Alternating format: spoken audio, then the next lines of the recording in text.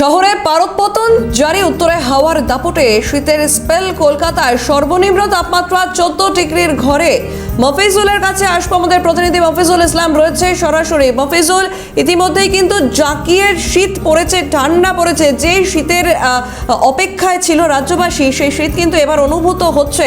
কতদিন থাকবে এই তাপমাত্রা এবং তাপমাত্রা ওঠানামার ক্ষেত্রেও বা কি জানা যাচ্ছে আবহাওয়া দপ্তরের তরফে?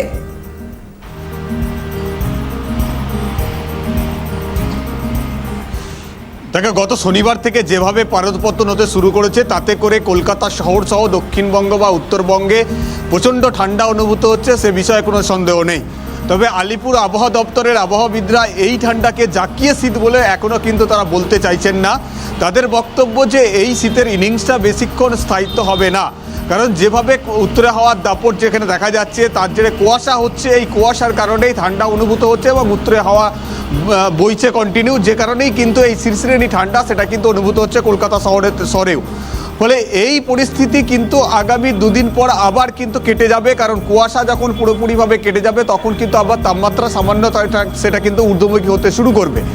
ফলে জাকিয়ে শীত বসেছে এই কথাটা এক্ষুনি কিন্তু আবহাওয়াবিদরা তারা কিন্তু জানাতে চাইছে না। তবে আলিপুর আবহাওয়া দপ্তর এটাও বলছে যে বড়দিনের পর থেকে আবার কিন্তু তাপমাত্রার পারদ নিম্নমুখী হতে শুরু করবে। সেক্ষেত্রে উত্তরে হাওয়া আবার কিন্তু তারা দাপট দেখাতে শুরু করবে। মাঝখানে 2 থেকে 3 দিন সেক্ষেত্রে কিন্তু একটা বিরতি থাকতে পারে এই শীর্ষশ্রেণী ঠান্ডা থেকে। আবার হয়তো 2-3 দিন তাপমাত্রা কিছুটা ঊর্ধ্বমুখী হতে পারে। তবে গত শনিবার, রবিবার এবং আজকে পর্যন্ত তাপমাত্রার পারদ ক্রমশ নিম্নমুখী রয়েছে। সর্বনিম্ন তাপমাত্রা কলকাতার ক্ষেত্রে 14 ডিগ্রি ঘরে ঘোরাফেরা করছে। গতকালকে সবথেকে বেশি পারদ পতন হয়েছিল, সর্বোচ্চ তাপমাত্রা প্রায় 5 ডিগ্রি নেমে গিয়েছিল। সেক্ষেত্রে নেমে গিয়ে 20 ডিগ্রির ঘরে চলে এসেছে।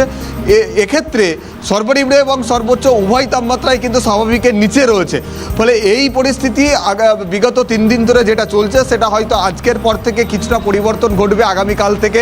যে কুয়াশার দাপট গত 2-3 দিন ধরে রয়েছে, যার কারণে সকালের দিকে সূর্যের কোনো দেখা যাচ্ছিল না, সেটা তুমিও জানো। সেক্ষেত্রে উত্তর এবং দক্ষিণবঙ্গের সমস্ত জেলাতেই কুয়াশার দাপট এতটাই ছিল যে 999 মিটার থেকে 200 মিটার দৃশ্যমানতা কমে 200 মিটারে নেমে এসছে।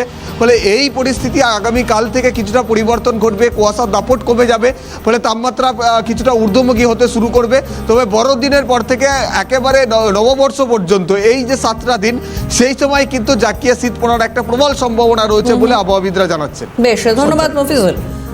সরাসরি ছিলেন আমাদের প্রতিনিধি মফিজুল ইসলাম।